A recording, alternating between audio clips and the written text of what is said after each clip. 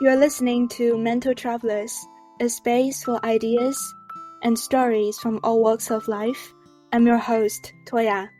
In this episode, we'll get to know more about performance artist Bill Aitchison, who taught me drama and creative writing in my undergraduate years at Nanjing University. Hi, Bill. Would you like to introduce yourself a little?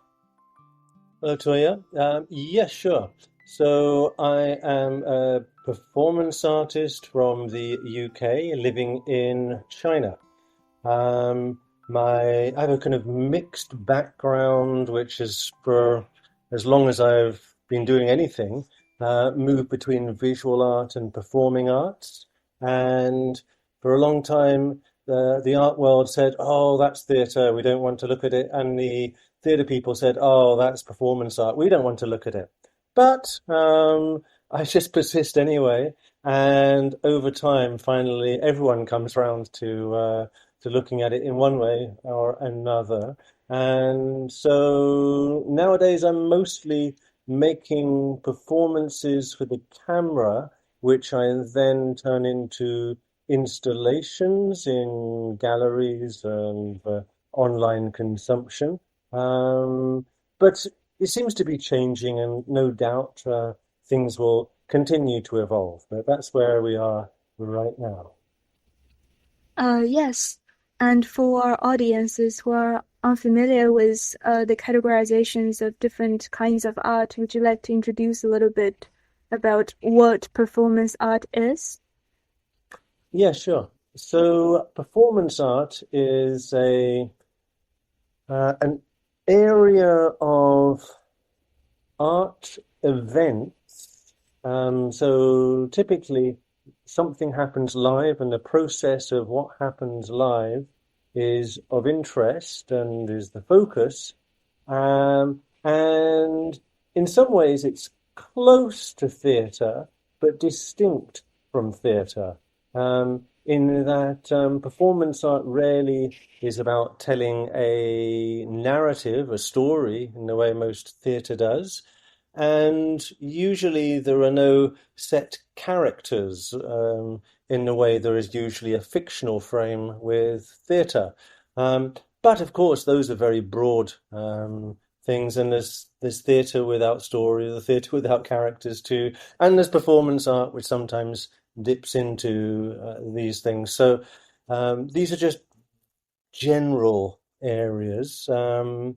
Maybe the other thing to say is performance art often reaches its audience not only through the live event, which is how theatre lives and breathes, but it also reaches its audience through the photographs of the event, through the videos of the event, and so on. So it often has a small audience at first, but reaches its broader audience over a longer period of time.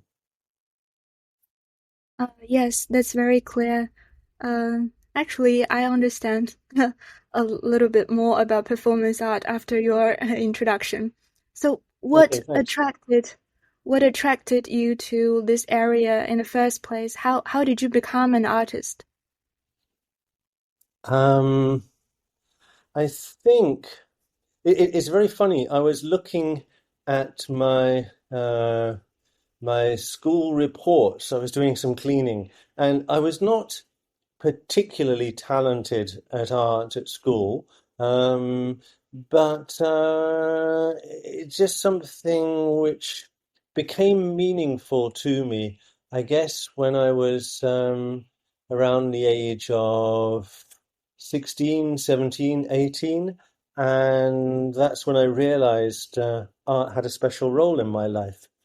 Um, I I started to paint like everyone and draw, and rather than copying what I was being told by the teachers or producing things into a normal style, I just kind of set out in my own direction, followed my own instincts, and the whole process of making art and then became kind of meaningful on a whole level new. It was somehow the most pure way I could express myself. If I could express myself in words, maybe I would have not chosen art, but it was art which seemed the most condensed and strongest way I could make something that felt like how I saw the world.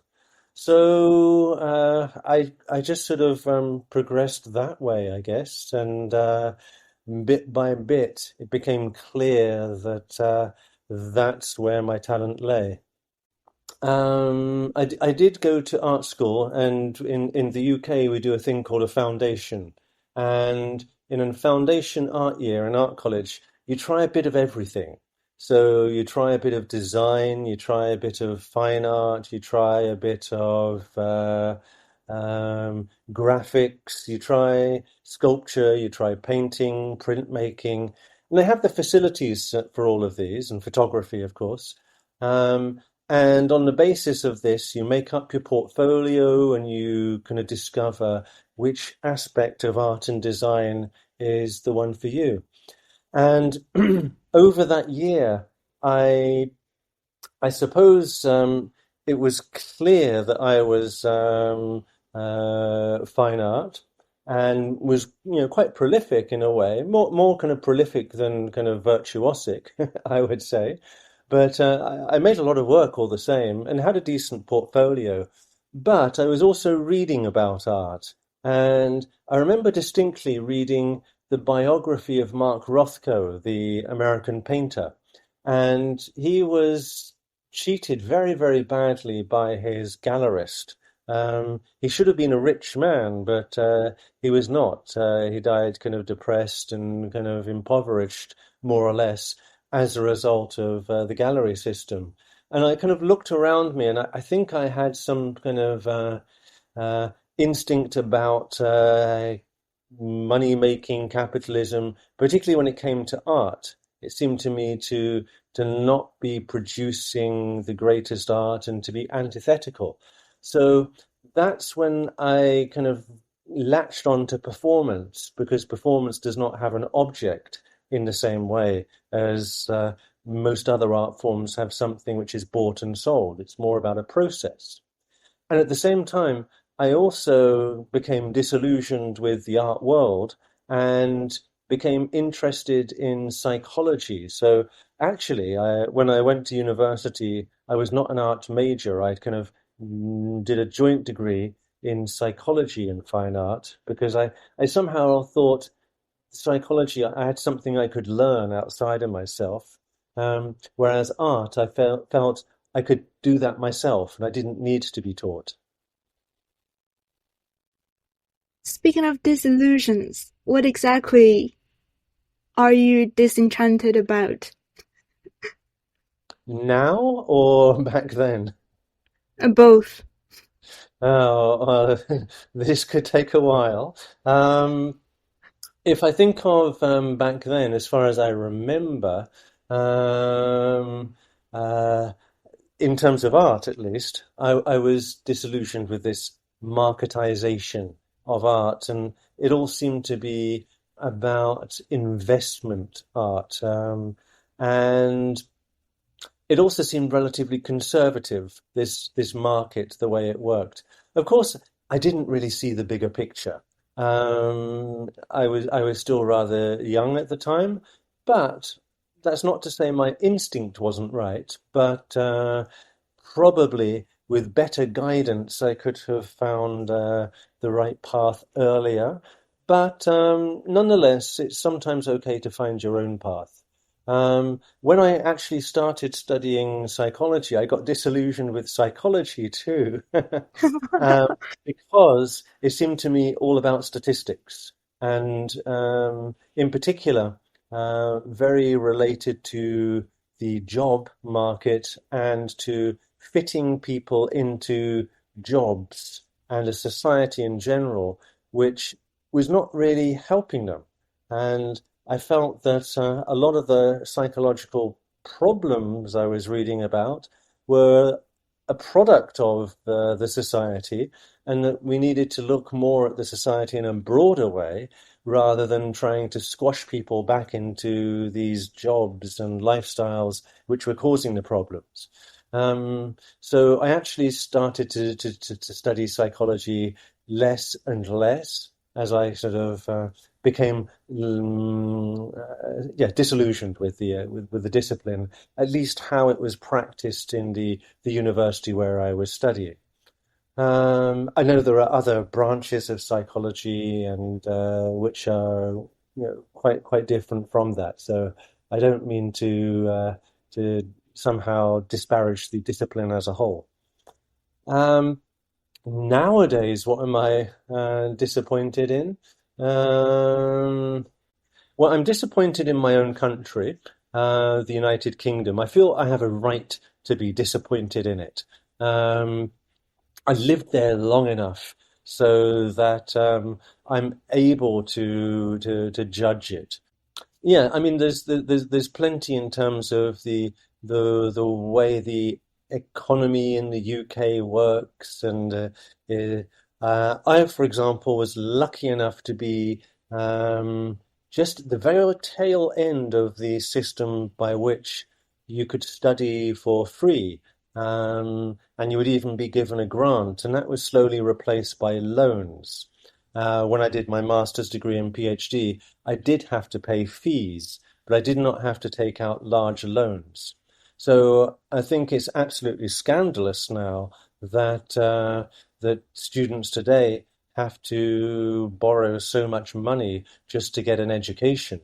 Um, because I doubt very much I would have followed the path I did if I were born into that situation now, facing what 18-year-olds face today. So I'm kind of disappointed that my society has let the young people down and has betrayed the artistic culture, which used to be so strong. So, yeah, that's something to be disappointed at. You're teaching performance art nowadays in university, right? I'm not precisely teaching performance art. I'm sometimes teaching elements of it, but performance art has a kind of awkward relationship to authority and the institutions in China, where I now am. In most art schools, it's sort of banned. Not officially banned, but unofficially banned. I'm in a more liberal type of institution where some elements of it are tolerated, which is great.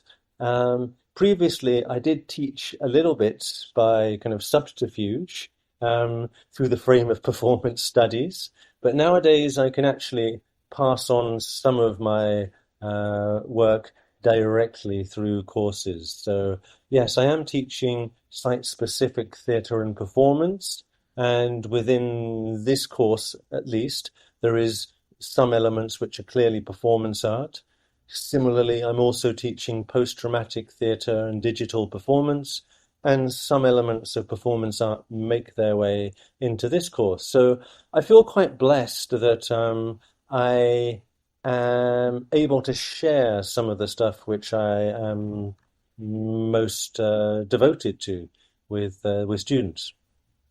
Yes, how do you feel about art education in China? Because when I recollect my undergraduate experiences in your class, I was very happy. I distinctively remembered that I wrote a essay about tattoos in your creative writing class, and I would imagine it would be very controversial in other classes, but in your class it was a remarkable piece, and I was quite inspired by your class. That really opened my mind. So yeah, Well, you've thank you been for that. into several universities.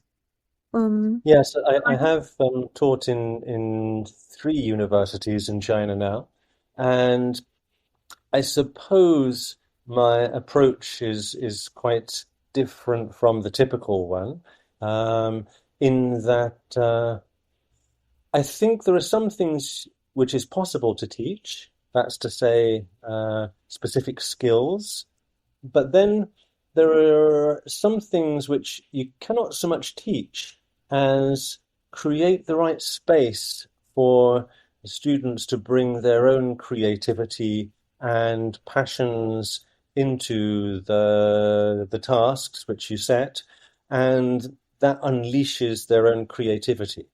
So I don't like to be too prescriptive. I like to give some space, but I think it's also necessary to sort of lead from the front so people see that there is creativity in the room, in the moment. And I also like to make it clear that it's a sort of liberal atmosphere. So I try to allow all opinions to be heard and to give people space to kind of question what what are received opinions, and that we, without stepping on any the obvious mines, which kind of will kind of bring the class to an end. I think I'm managing to make a space which is quite encourages free thinking and expression, which I don't like it when people are given a model and told to copy it. I think this produces a kind of bad result, and I think it's important that whatever people do creatively comes from themselves. So I try to kind of let that process kick in, and not tell people exactly what I want, which for some is very frustrating because they say, just tell us what you want, and then I'll do it. But I try not to do that. Mm. So, when you are in universities, when you work with students, did you get any inspirations from them? And does it influence your own artistic practice? Yes, absolutely. I think often students have good ideas, but they don't know what to do with them. And so by that I mean they can't often see where is the precise original part of their idea, and then how to frame it and develop it and turn it into something. But they do sometimes kind of come up with good ideas. So one of the things I try to do is to help the students with develop their ideas, and sometimes along the way, there might be something which they throw aside and they don't want, but I think, actually, I see some potential with that. I wouldn't exactly call it stealing, because the final result is really quite far away from what they offer me.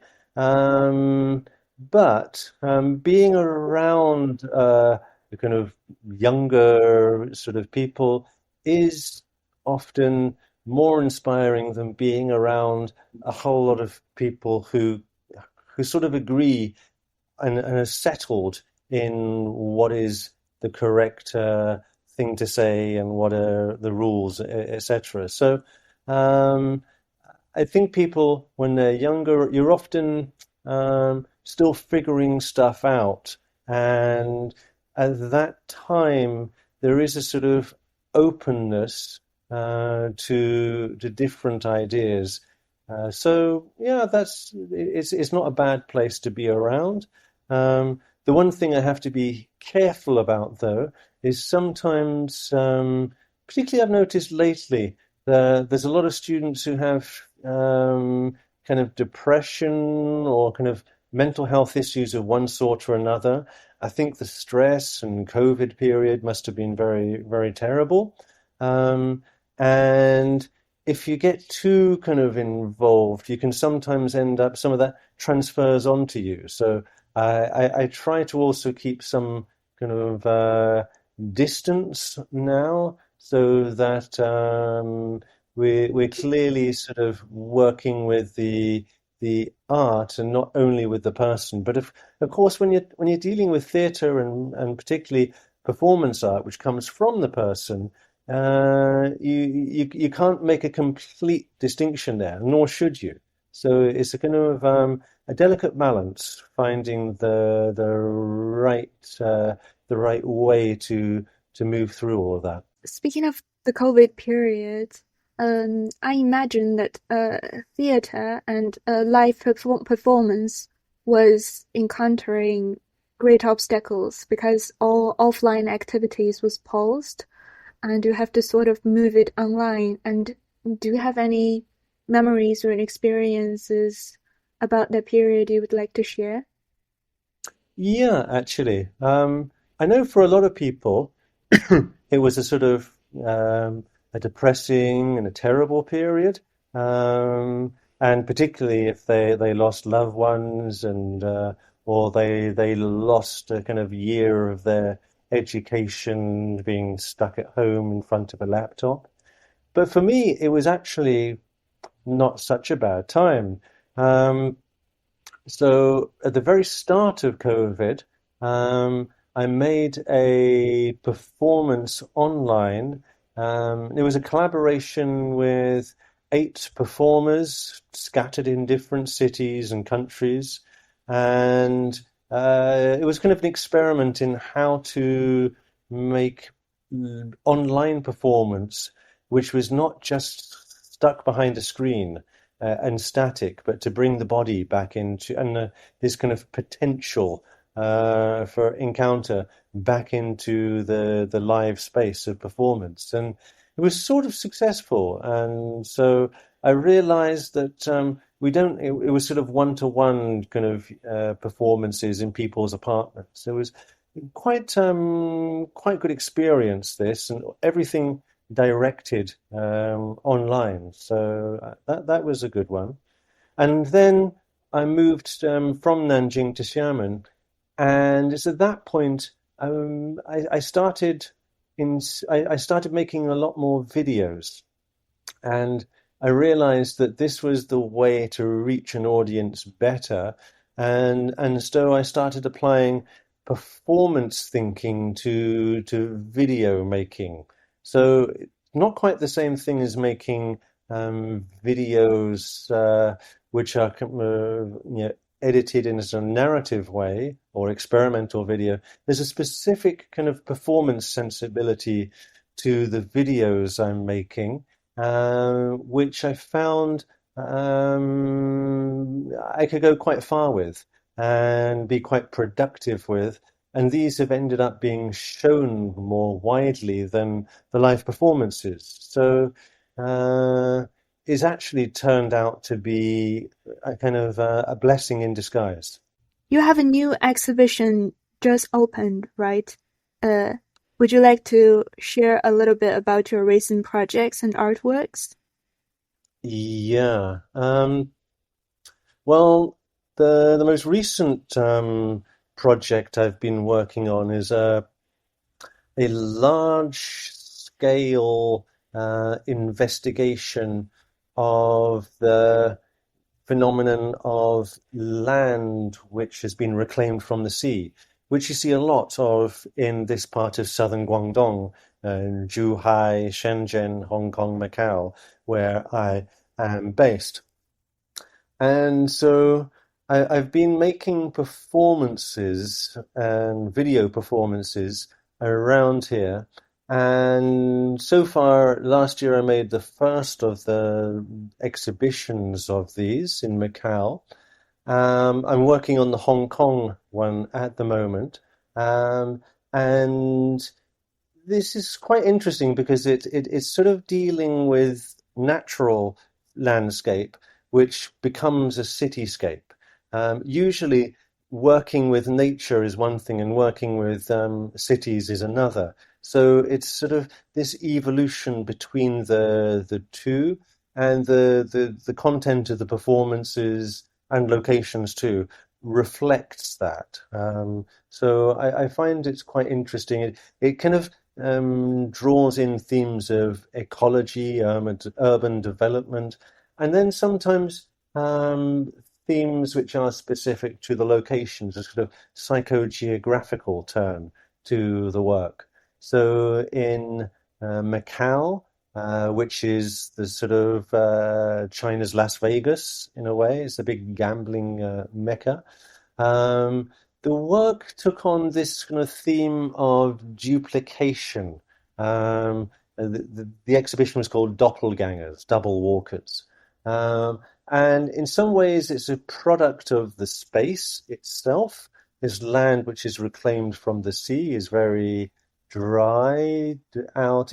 It doesn't have natural contours. It's entirely man-made. The buildings are artificial modular architecture which could extend indefinitely. The industries, yes, they're working a lot with AI, with artificial intelligence. And in a way, there's this kind of standardization which is taking place, also of beauty. Uh, and so it's quite interesting when you're going to put these kind of automation to the point that people also become robotized and replaceable. So that seemed to be something specific to the area I was working with in Macau. Um, and in Hong Kong, it's interesting because it takes a slightly different turn. I'm still kind of articulating those ones. Um, One of the Macau pieces, which I was quite happy with, was also playing a lot with these older traditions of performance, superstition, and kind of playing around with uh, religious incantation of luxury brands, bringing these together. It sounds ironic, but I perform it in a kind of quite forthright way. And so it also plays with this revival of tradition, which is a kind of thing here in China at the moment, and with foreign investment and the notable decline in foreign investment. And how should I say, the level in which consumerism is contributing to our own destruction, namely climate change and rising sea levels. So there's a whole lot of sort of things all woven together. And that piece is in a larger exhibition, the Greater Bay Contemporary Art Biennale in Guangzhou Fine Art Museum at the moment. I also got to do I'm still making live performances for audiences. I also the other day made a fun performance in the museum itself, because it's one of these museums where you have a lot of women going to take photographs of themselves. It's a phenomena here in China in particular, that they kind of come and they have different costumes and sometimes even an official photographer, but sometimes it's the boyfriend. But often it's a couple of ladies, and so I worked with two women to make a performance which was sort of like this, but then went too far in terms of the way it dealt with the space, with the artworks. Quite happy with that. And it's somehow about this people using art but having no interest in the art itself. I find that quite fascinating. To the point also that the museum uses them as a way to advertise itself. And so this starts to affect the whole programmation and look of the space. Lots of these big sculptures, which are nice to take a photograph in front of. So yeah, it was kind of a little bit of a tricky, provocative performance, but also on the surface a kind of funny one as well. So yeah, I'm still busy making this type of work. Yeah, I do see the videos and the posters of the performance you mentioned, where people kind of photograph the artworks without really paying attention to them, and you call it 打卡美学. That's right. I too see it in museums a lot, and I wonder, as an artist, how do you see this as a Is it a culture-specific phenomenon, or is the general problems in the art industry, is that specific to China according to your experience in different countries? Well, I've been in China more recently, so it might, for all I know, be happening elsewhere, but I don't see it to quite the same extent. Um, so on one level, as an artist, you might say, "Ah, they're annoying, they're parasites, they come and they don't care about your art." But on another level, I ask myself, is it better that they come to an art museum or that they go to um, a park? Now, if they go to the park to get their photographs, yeah, that's fine. But the fact that they come to art spaces may actually be a good thing, in that you can't expect people to have a sensibility for art immediately if it's not been part of their culture growing up. And contemporary art in particular is not part of most people's education until they reach university, let's say, and often not even then. So it's rather kind of specialist area. So I'm not too troubled by the fact that they're there in the museum taking pictures of our art and helping spread and bring more people to come and see it. Uh, do I wish they would pay a bit more attention to the art itself? Yes, of course. But, you have to start somewhere, and getting people in the door and familiar and comfortable with the space is an okay place to begin. So I tend to take a more kind of conciliatory view, and that art should be for everyone, and if that's the way their route into to coming, then that's okay. Hopefully some of them will have enough time to kind of read the caption and come back and look at the art as well a bit more. Well, are there any moments when you felt like particularly challenged or surprised by how your artwork was received, like critique or praise? I mean, you get sort of all kinds of funny comments people leave. Um, And particularly online, people often kind of lack a context for what it is they're seeing. And so they basically project whatever they're busy with onto the work itself. So probably the most striking example of that was a performance I made in Xiamen University, which was during the COVID period, and it simply consisted of a student of mine. We drew lots. It fell to her, not to me, to be inside, fortunately. And she queued up in the COVID test queue. And when it came time, the bubble was too big to get in the door, so they said you have to come out your bubble, and she did, and she went in and got the test. It was kind of funny. It was the girl who takes safety too seriously, and so she turns up in a big plastic bubble. Now, the comments about that one were really far out. I had people make up stories saying that the girl passed out through heat exhaustion. Not true, not at all true. It was just some troll who didn't like it and didn't like foreigners because they were somehow aware that there was a foreigner involved. And then there was a whole lot of people kind of, getting angry that there was a foreigner and imagining it as some type of criticism and indoctrination of the young. Other people thought, oh, she's kind of cute and she's just trying to get attention to herself. And the authorities in the university, they almost fired me over this performance because it attracted too much attention. And as a foreigner, when you get too much attention in China, that automatically means the ultra nationalistic people online, you become a target for them.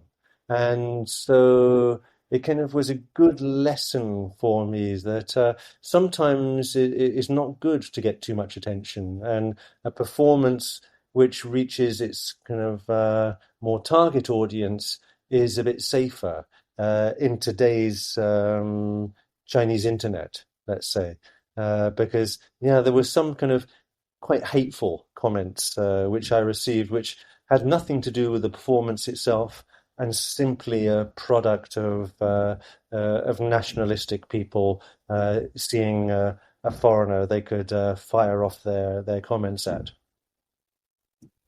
I do agree that it is a problem nowadays where kind of sensitivity still influences how we do art. And I was quite interested in your previous journey to India, because I saw a lot of photos and videos you posted. How would you describe the cultural differences, the art, education, the general atmosphere between like China, India, and UK? Yeah, India was a kind of interesting. It was my first time to go to India, and um, on the whole, it was quite a kind of happy, chaotic, fun experience. Um, uh, it seemed to me that performance art there was also, even more marginal than in China. But the organizers of the festival found a way to make things happen. Um, and yeah, it was still unfamiliar to people, but I had the sense that um, there was less of a culture of paranoia there and more a one of curiosity. So it was easier to get people to join in, particularly uh, when there is some minimum frame provided. So, did some workshops and performances in universities, and people were curious. Oh, what is this? And let's have a go. And that's not the situation here. I also felt that the students they were no more informed about performance than in China. In many ways, they were kind of a lot of things they didn't really know an awful lot about, but they generally seemed to be a bit less self-conscious and a bit more social. So it was possible to do more in that sort of environment, less glued to their phones, but they do love a group photo. So many group photos. It seemed like endless group photos. But that's not for me to judge. Just to observe, let's say. I think when you are in a new culture, there is this sort of element of observing the culture as a whole, not just as a series of discrete opportunities to make performance events, but the whole trip is a kind of, and the society is a sort of objective study in its own right. So in that state, makes you more kind of curious because everything is somewhat different. And of course, one of the things I have this long-term interest in the quick fixes here in China, and going to India, there's a comparison to be made because they really do quick fixes on an even bigger scale than China. So it was quite fascinating. I could get a book out of that if I were to stay just 1 week longer and to be kind of focused on that. There's a book quite quickly made about quick fix culture in India. Yeah, speaking of quick fix, that's a like a long-term project you've did for quite a while. Would you like to introduce more about what is quick fix and detailed work you've done about it? When I first came to China and I arrived in Beijing, I decided to take photographs of everything that caught my attention. With digital photography, it suddenly became very cheap. to take a lot of photographs. So I would take 40, 50 photos a day of things which somehow caught my attention. And I'd previously been living in London, and so in a way I was following the way in which my eye transitioned from a London eye to a Beijing eye. And of course, over time, what continued to be interesting, noteworthy, changed. Some of the things which were interesting at first, once I had started to see them, then they kind of faded into insignificance. And I found one of the things which continued to be interesting was the quick fixes, these improvised repairs that people made. I think I found them interesting because behind each of them there was a sort of personal story, a problem which somebody identified, and a kind of homemade solution to it, which they arrived at using whatever they had available. So once I sort of started focusing upon this and taking pictures of the phenomenon, you have to kind of define it a little bit more clearly. And in doing that, I could start to see how, as a phenomenon, you could see it not only in street repairs and the way people do things with a plastic bottle, piece of wire, and a brick, but you also see quick fix culture in a more broad way, as a strategy, let's say. So I started sort of essentially making photographic research of this and writing a little bit about it. And, not too long later, I had a first exhibition. It seems rather simple, the images now, but it was enough to get me moving. And over time, I started also accepting contributions from friends in different parts of China. They would see a quick fix and send it to me. And that, of course, broadened the scope of the images. And over time, I also tried to take more images from indoors, not only outdoors. And I would say that the way of imaging these, of identifying what the quick fix was and how to describe its function, its component parts, became more precise, so that I came to have a style over this, and it was not just casual images where you don't see precisely what it is you're looking at, but you could have a kind of laser vision and identify something and always be looking for the best way to picture it. So it's in some ways a bit like still life photography. But of course, it's documentary street photography as well. Some people tend to, and this is another one of these projects which splits people. Some think it's very fascinating and it's paying attention to things which are usually ignored, and that when you look at these, you see both the everyday problems of society, but also the solutions and creativity of the society. So it's sort of shows normal working people's lives and how they deal with things, and is very creative in that sense. Some people will also look at it and think that it's very patronizing, and how dare you take images of my country like this, and you're a imperialist, and they get kind of angry at it. And they can't get over this kind of nationalistic perspective. But I looked around, and there's really no Chinese people taking images like this. And I feel it's a neglected phenomenon. And finally, if no one else is going to document it, I felt it, I should. And maybe I have a kind of sensitivity for the subject, as I'm from a kind of workers' family myself. My father was an engineer, kind of working, and he kind of taught me how to quick fix, and he was very good at making these kind of repairs all around the house and on ships and things.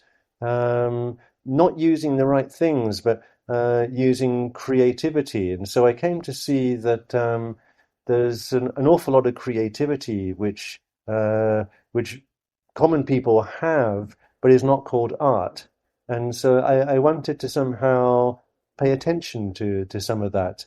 And so I think that's why the quick fixes spoke to me finally, and why maybe I continue to follow it. It still kind of offers me a way to see some of the different layers of China, because I think there's a way the kind of authority might want you to see the country, and there's a kind of official idealized version of the country, but that is almost the most deceptive, uh, and the because it doesn't tell you what it's hiding. And what's more interesting is to look at the kind of the backstage image of the country, and that gives you a more realistic view of how things actually work. Now, I'm not saying that it's a kind of a totality. It's far from a totality. It's a very specific focus. But I think it's a valid one amongst many. Let's put it that way. Yeah, I quite like seeing your photos about these quick fix sceneries. And I distinctly remembered that you've posted like one of the stone lion with several mops in its mouth. Like people use it to dry the mops, and it's actually sort of like a guardian animal in different buildings. These stone lions. I was never thinking of it could be used in that way, and it's a curious photo, and many of other projects like this quite inspired me as a person born and grown up in China, about how I see my daily life and how I see people cope with their problems in their daily lives in this country. I've never observed my culture in this way before you started your project. So I was very inspired by your artwork. And I obviously hope you continue to explore this direction. You've mentioned that India also have a lot of these quick fix examples. So are they doing it in the same way we do it, or Yeah, it's actually kind of remarkably similar. Many of the quick fixes you see, it's mostly economic, how to do, to repair, keep something together without spending any money. So they tend to be quite rough and ready quick fixes, which pay zero attention to the aesthetic. So they're quite liberating in that way. You know, people really don't care how it looks. And as an artist, it's interesting when you see, people who uh, forget aesthetics, because we're so kind of concerned with aesthetics about this rule, you can do this, you can't do that. And when you see people, like with the mops coming out of the lion, it totally kind of reframes the ground of what's possible to do and what's not. So yeah, I think the Indian ones are quite sort of quite kind of clear, quite obvious. Um, and I would need to spend longer there to really identify what is the kind of if anything, are sort of distinctive Indian tropes which are different from Chinese ones. So I was only there for about 10 days, so it's not long enough to really get inside of the quick fix culture. so you've spent a lot of years here in China. How do you feel about living here? Well, I'm sort of used to it now, so. In some ways, I now have a Chinese eye, as much as a British person ever can.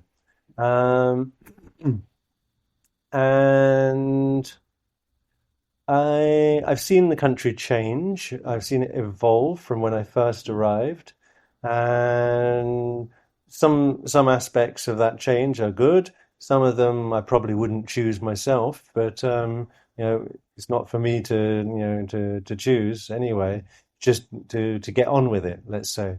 On the whole, I guess I must be kind of. It's funny. You get amongst foreigners here. I meet people who are very cynocentric. They love China. They're the foreigners who practice Tai Chi, who turn up to these events, the friendship events, and they in the right clothing, and they're kind of model foreigners. I'm not one of those. But nor am I one of the China haters, one of these ones who's always complaining about this, about that, and oh, even the food's terrible, and the government this, and oh, my boss that, and oh, Chinese men this. I know people like that, and they can complain a whole evening. Um, and so you kind of ask yourself, well, why are you still living here if you're you if you're so angry about it? I'm sort of I don't expect a country to provide solutions to all of my personal problems, and I don't expect it to be perfect. I just expect it to be livable and kind of interesting in some way. So China meets my expectations fine, and it seems that what I have to offer China is in some way kind of valued, so that I can do what I do here, and I make a decent living from practicing it here. So, I really can't complain too much. I'm sort of happy enough to be here. Maybe, that won't continue forever.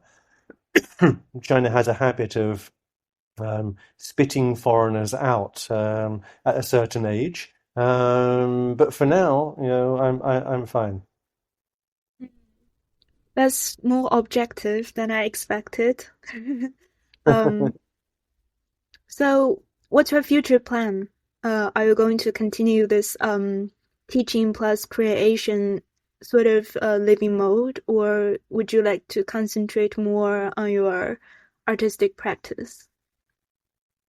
Well, um, to be a foreigner in China, at least, you need to have a work visa. Um, it's not really possible to be a freelance artist as a foreigner. So basically, I need to have some means of employment to give me an official status in the country. For now, it seems that working in a university remains the best way to do that.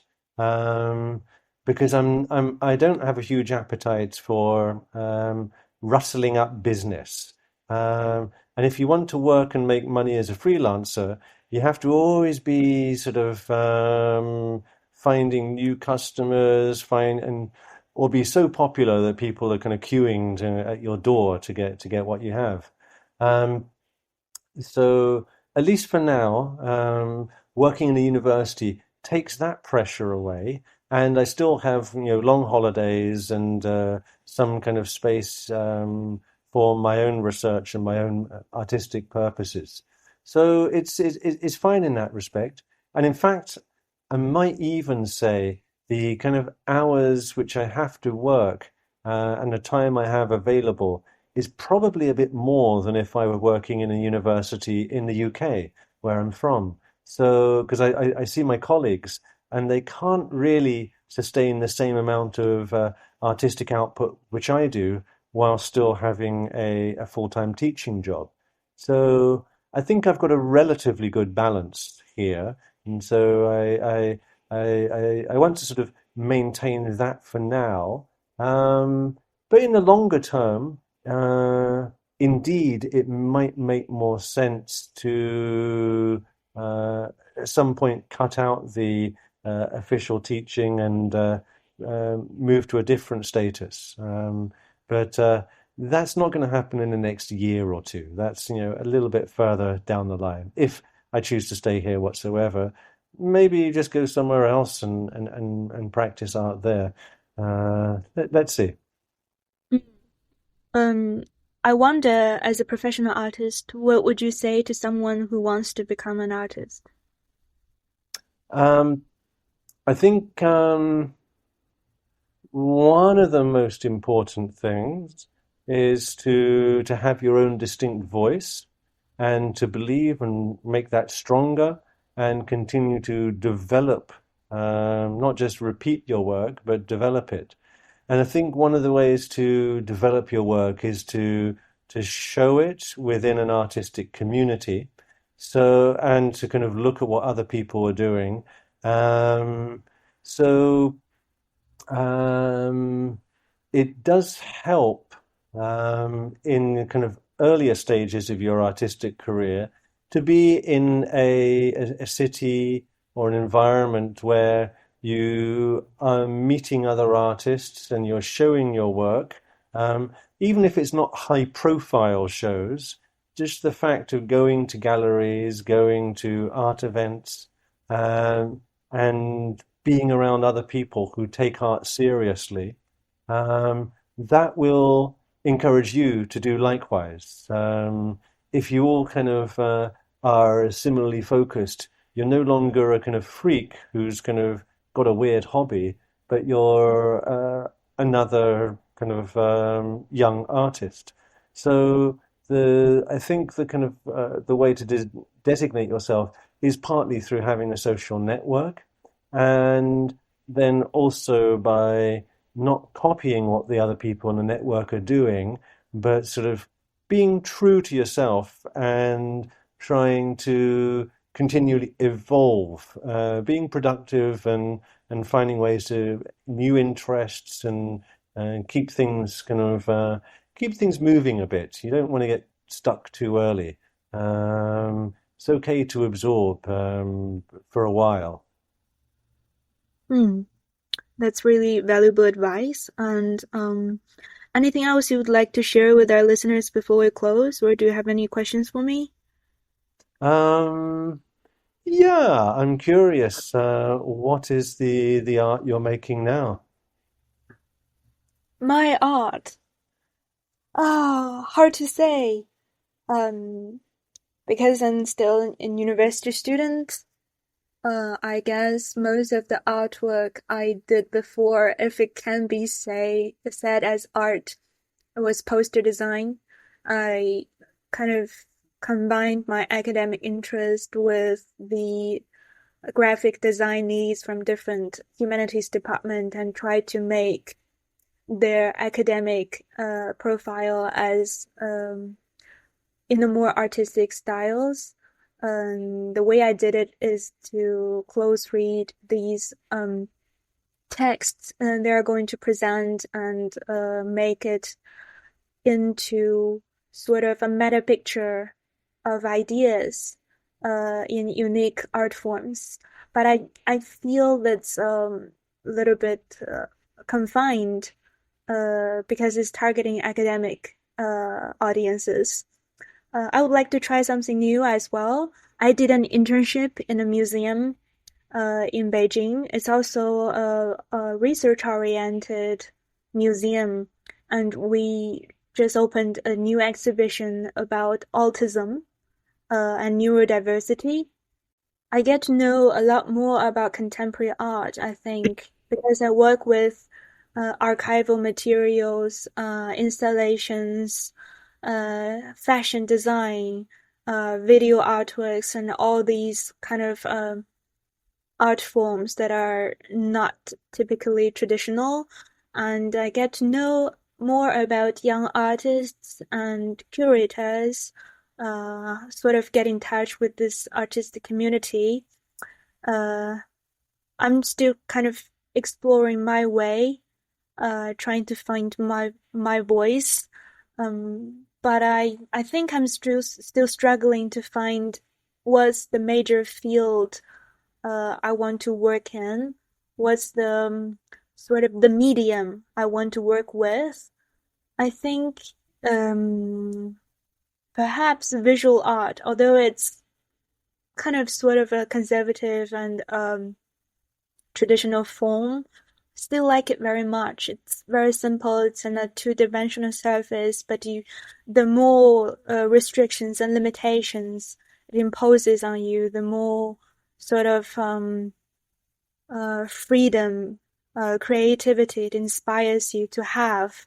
Um, in my private time, I'm still working on visual art a lot more. But I guess I'm struggling as an outsider, uh, not graduating from any of the art schools. Um, I'm still struggling. Um, how would I get in touch with this artistic community more? Um, Yeah, but that's the maybe, second part to what I was saying. It's to be part of a community. yeah, Um, it sounds like you're doing the first part. yeah, So I would say and absorbing stuff as well. If you are playing around with, this poster design, if you take out the specific context and the people who commission you, what you're doing is you are translating ideas into a graphic form. And so you could take some other ideas, um, some other topic, and some other people who are not even commissioning you, but take a collection of texts and then find, or something else, even music or some other art form, and then find a way to translate that into a visual form.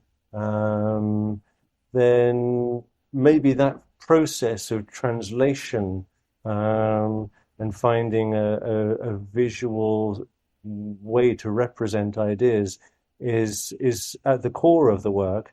And when it no longer becomes academic poster design, but it becomes a kind of more open-ended process, then it kind of liberates you a bit more.